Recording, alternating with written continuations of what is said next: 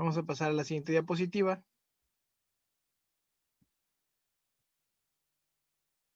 Que nos habla sobre los elementos de transición. Todos los elementos de los 4 series de transición son metales y se caracterizan por la ocupación con electrones de los orbitales d. Si pueden ir a la plataforma y buscar la tabla que les dejé por ahí, vamos a ver que en la tabla, por ejemplo, nos dice que los elementos de transición, en este caso, están de un color azul.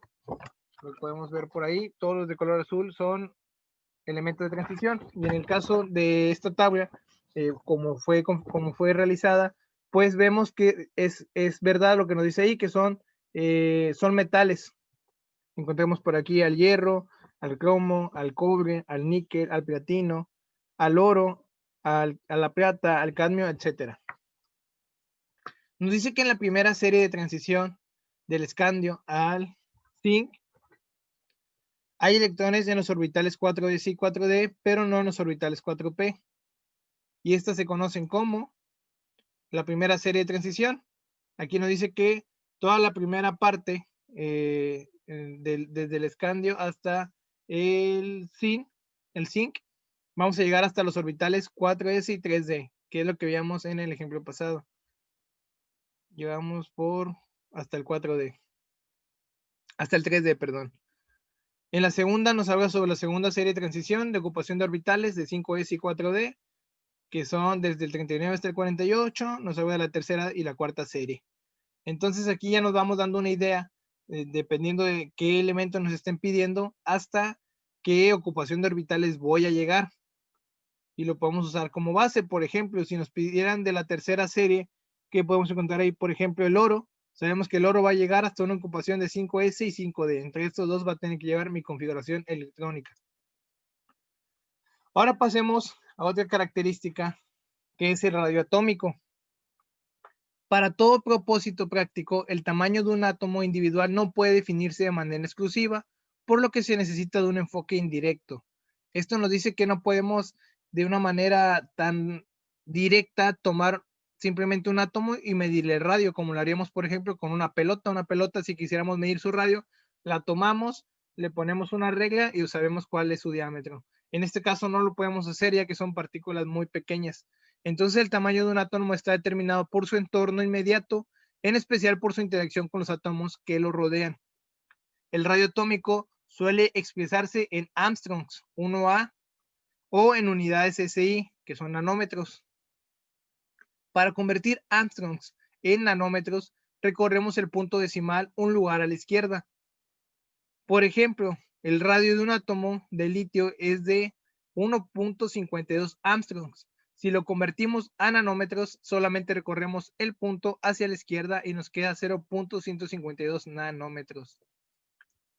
Para convertir Armstrongs en PM, recorremos el punto decimal 2 lugares a la derecha. Por lo tanto, si tengo 1.52, que es de litio que veíamos de Armstrongs, serían 152 PM. En muchas revistas europeas de química se utiliza el PM como unidad estándar de la distancia atómica. Ok, entonces aquí es muy sencillo. Si queremos pasar de Armstrongs a nanómetros, recorremos el punto a la izquierda una vez. Si lo queremos pasar a PM, se recorre el punto a la derecha 2 veces. Aunque ya tenemos también representado de manera ya visual los rayos atómicos. No es una regla, pero sí es una tendencia. Si vemos que mientras más bajan, van aumentando los radios atómicos. Y si se van hacia la derecha, van disminuyendo. No es una tendencia que se cumpla al 100% porque, por ejemplo, en este caso de estos dos tenemos el mismo valor, pero si lo vemos en otros, sí va disminuyendo. Por ejemplo, aquí pasamos de 1.35 a 1.22, a 1.20, 19, 14 y 12. No es una regla tal cual, porque si fuese una regla, todos tendrían que ser menores desde arriba hasta llegar abajo. Los más abajo deberían ser más grandes, y de izquierda a derecha, los de la derecha deberían ser completamente menores que los de la izquierda, pero por ejemplo aquí abajo tenemos casos en donde no se cumple, pero sí es una tendencia. Si lo vemos por ejemplo acá, en este caso sí se cumple, en este caso también cumplimos, en este caso también cumplimos. Entonces por eso se dice que es una tendencia, que los rayos atómicos vayan con tendencia a crecer hacia abajo y disminuir hacia la derecha. Por lo tanto, si yo tengo aquí una comparación entre el RB rubidio, que está más hacia la izquierda y más abajo, contra, por ejemplo, aquí el yodo, pues el radio atómico va a ser mayor de rubidio debido a que está más hacia la izquierda, aunque estén en el mismo renglón. Vamos a pasar a la siguiente diapositiva. Nos dice que el radio de un átomo se define como la mitad de la distancia entre dos núcleos de moléculas homonucleares, como en el cloro. Y aquí vemos la tendencia general del radio atómico de sus elementos de los grupos A según su posición en la tabla periódica. Ahora, aquí como actividad, les propongo a todos aquellos que quieran ver si quedó más o menos claro la parte de radio atómico, que realicen aquí una escala, una tabla en donde pongan cuál es el que tiene mayor radio electrónico, mayor al menor. Si gustan pausar el video, realizarlo y vamos a comparar cuál es la respuesta correcta. Esto que te sirva como una práctica para que veas si realmente tienes esta información clara, y si fallas, en qué estás fallando. ¿Qué será más grande? ¿El que esté más acá abajo o este que está más arriba, pero está más a la derecha? ¿Cuál de estos será el mayor y cuál será el menor? Vamos a resolverlo. En primer lugar, como el mayor de todos, en este caso sería CS. Quedaría en primer lugar el cesio. En segundo lugar, obtendríamos, al bario.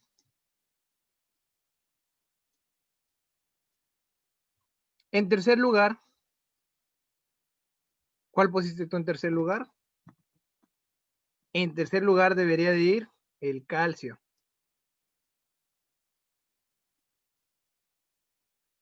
En cuarto lugar,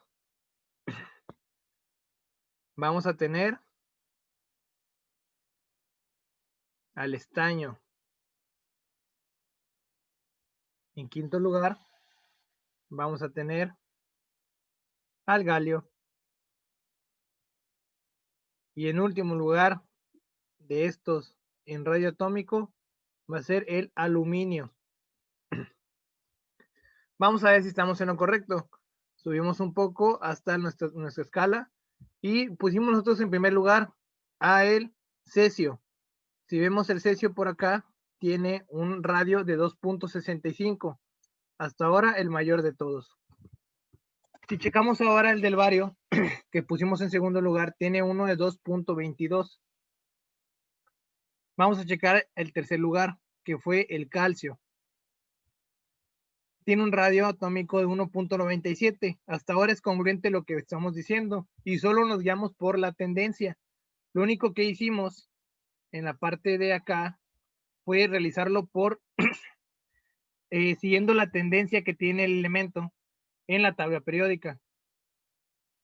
Entonces, si vimos que este estaba más abajo y este más a la derecha, pues deducimos que los de más a la izquierda tienen mayor radio atómico. Mientras más a la izquierda y más abajo, entonces tienen más. Entre estos dos, ambos están a la misma altura en posición de hacia abajo, pero más hacia la izquierda encontramos al cesio. Entonces, hasta este momento vamos bien. En cuarto lugar, pusimos al estaño. El estaño tiene un radio atómico, ¿dónde está? Aquí, de 1.40. En quinto lugar pusimos al galio con 1.35. Y en último lugar pusimos al aluminio con 1.43. Entonces, nuestra escala, en base a la pura tendencia que suelen tener los radios atómicos, logramos acomodarlos de mayor a menor, solo con visualizarlos en su posición de la tabla periódica. Pero como les decía, como tal no es ley, solamente es una tendencia. Si nos hubieran puesto estos dos, podríamos haber colocado uno antes que el otro y estaríamos en lo correcto ya que tienen el mismo. Pero para que no estén batallando en este tema, pueden tener a la mano este tipo de material gráfico, ya están determinados, ya existen, ya sabemos cuál es el radio atómico de estos elementos y no hay necesidad de que lo estén recalculando, simplemente de manera visual podemos ver directamente la tablita y si tenemos esta pregunta, cuál es mayor y cuál es menor, nos vamos a nuestra guía visual y podemos identificarlos de una manera más clara. Vamos ahora con el número de oxidación.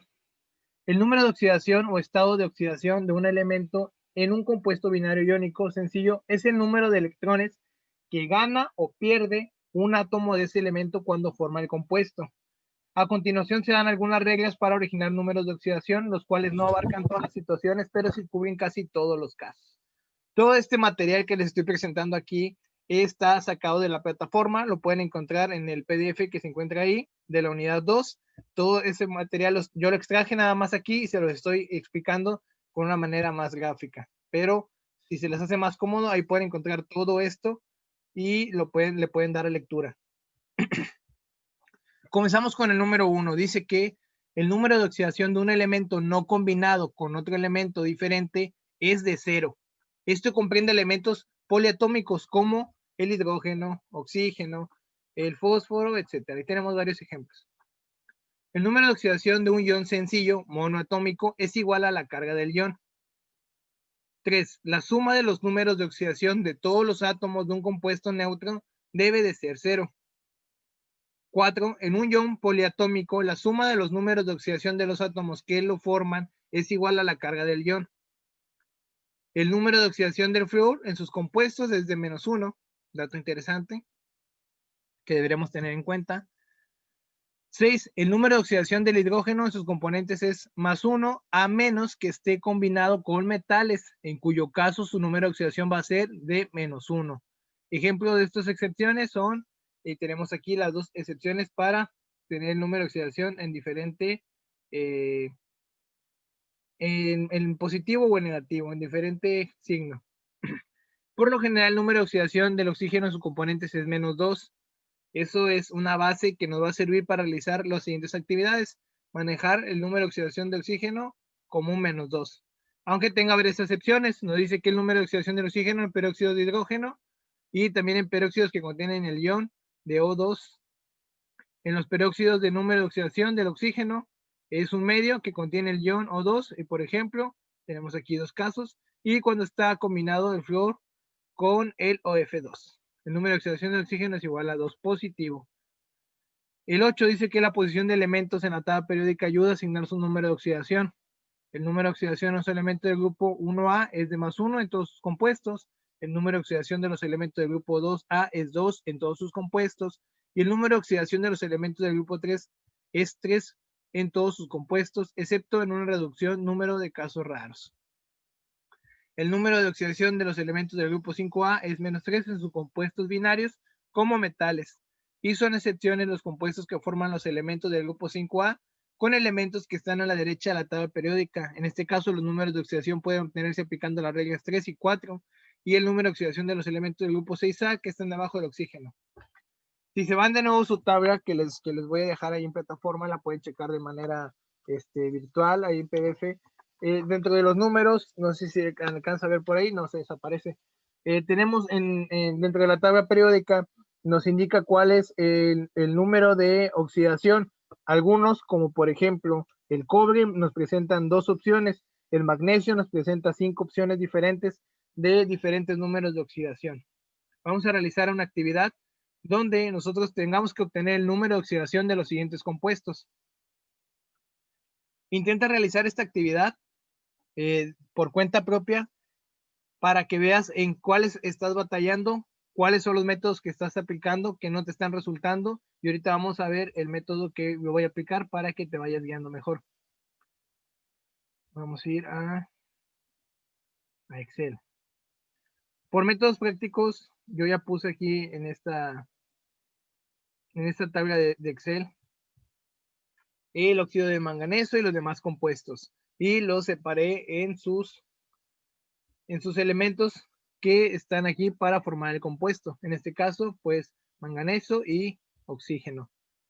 Recordamos que nuestra regla nos dice que vamos a utilizar de entrada el -2 para el oxígeno, excepto en los casos que nos presenta ahí, que este no es uno de esos casos, así que vamos a poner -2. El total que yo tengo que obtener aquí, la suma de estos dos debe ser de 0. Este número, este -2 es con el que está trabajando este oxígeno, el -2. Aquí la suma de estos dos